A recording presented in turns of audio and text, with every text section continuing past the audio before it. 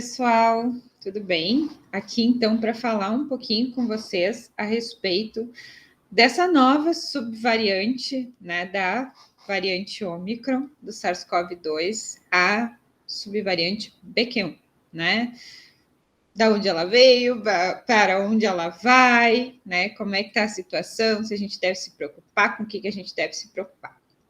Bom, gente, assim, é muito possível que essa variante tenha surgido lá no final de agosto, meados de setembro, de uma variante que já estava circulando na Europa e nos Estados Unidos, que é a subvariante BA5, né? Então, é uma variante que já tinha circulado um pouco no Brasil, mas no Brasil nós tivemos também uma força muito grande da BA4.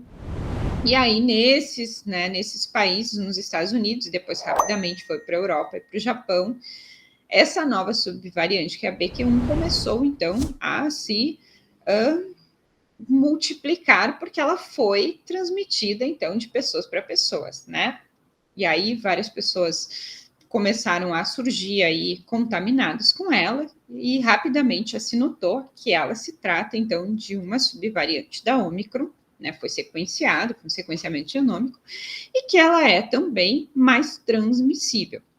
Ela é muito similar a essa subvariante BA5, ela apresenta ainda algumas mutações, né, diferentes, mas pelo menos ali quando a gente fala da proteína spike, que é essa proteína, então, que o vírus utiliza para entrar nas células, né, ela tem mutações ali bastante similares da BA5.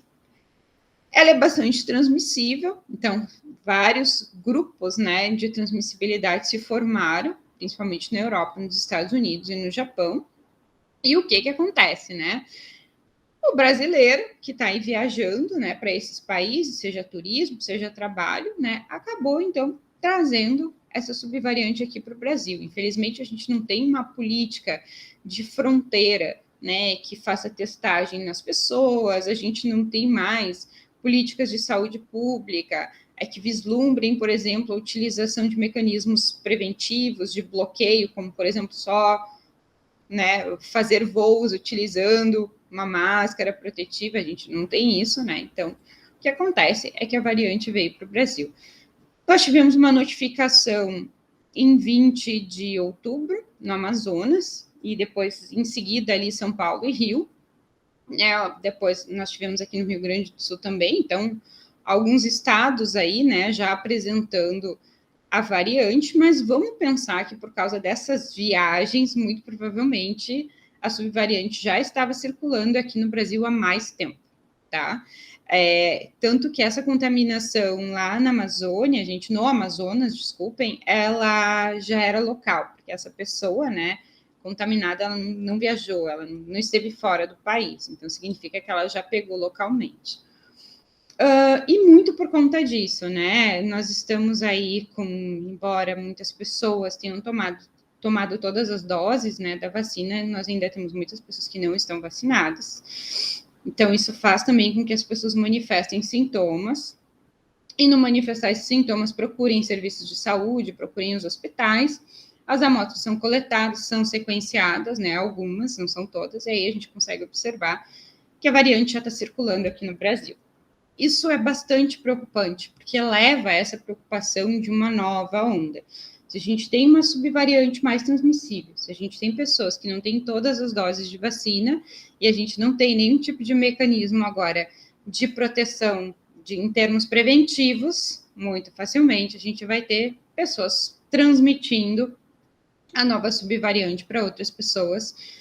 E aí, seguindo um ritmo que daqui a pouco vai culminar aí num grande aumento de casos, né? E quando a gente aumenta o número de casos, mesmo que nós tenhamos uma taxa de mortalidade hoje muito menor do que quando a doença surgiu, as mortes também acabam aumentando, né? Então, a gente precisa que isso não aconteça. Mas, para isso não acontecer, muito já tinha que ter sido feito anteriormente, né? Quando se viu que essas variantes estavam lá estourando, né, na Europa, nos Estados Unidos, a gente já tinha que ter feito algumas medidas aqui, reforçado a necessidade das pessoas se vacinarem, reforçar o uso de máscara em locais fechados, né, ter um controle aí com as fronteiras, né, utilizar máscaras principalmente em voo. Então, hoje, a gente tem aí uma nova vacina, né, sendo utilizada já nesses países, ela está aqui em análise na Anvisa, mas assim que a Anvisa aprovar, a gente ainda não tem doses compradas. Então, nós precisamos ter a vacina comprada e depois que a vacina estiver disponível, a gente tem que lembrar que a gente tem que seguir aquele cronograma, né? Então, pessoas aí dos grupos prioritários vacinando primeiro até chegar, né, em todas as nossas faixas etárias. Ou seja, vai demorar um pouco até essa nova vacina aí conseguir chegar aqui no nosso braço. Enquanto isso, o que a gente precisa fazer é manter as outras doses aí em dia. Então, quem não tomou, correr para tomar, né, para se proteger, para não desenvolver sintomas mais severos. Mas, assim, gente, o que bloqueia a transmissão é o uso de máscara, né? A gente sabe que as pessoas aí, algumas são muito desgostosas de usar máscara, mas pensem que a máscara é a maneira que a gente tem para não pegar a doença, não ter a chance de desenvolver aqueles sintomas de Covid longa, né? Que são aí também bem frequentes para essa nova subvariante que é a BQ1.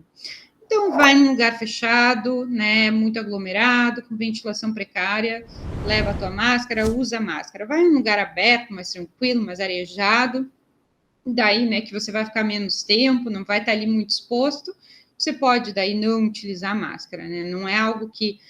tudo a gente sabe, né, que a transmissão, ela se dá, né, respiratória, quanto mais pessoas presentes no local e mais difícil a ventilação, mais fácil é a gente se contaminar. Então, é isso que a gente tem que dosar. Tem que usar o nosso bom senso para conseguir discernir nesses locais, mas principalmente saber isso. Olha, embora Porto Alegre ainda não esteja, o Rio Grande do Sul não esteja aqui com um número muito elevado de casos, né?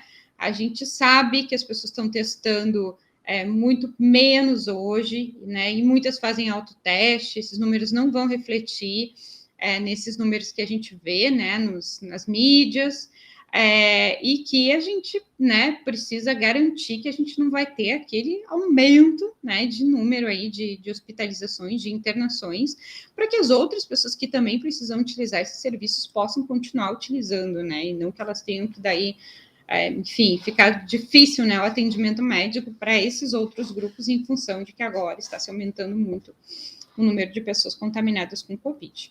Então, se a gente fizer isso, se a gente bloquear a transmissão, a gente garante, pelo menos, né, uma freada nisso. Então, tem que usar máscara sempre que for sair nessas condições, né? Enfim, vai visitar pessoas né, de grupos prioritários ou pessoas não vacinadas, usa máscara, transporte público, usa máscara. Então, sempre é importante a gente pensar isso, né? Onde eu posso me expor, onde eu posso expor outras pessoas, usar máscara, certo, gente? Eu acho que esse é o principal recado com relação a essa subvariante, né? E não que ela seja mais grave, mais perigosa, mas que a gente precisa cuidar para que esse aumento aí, né, de casos não aconteça, certo?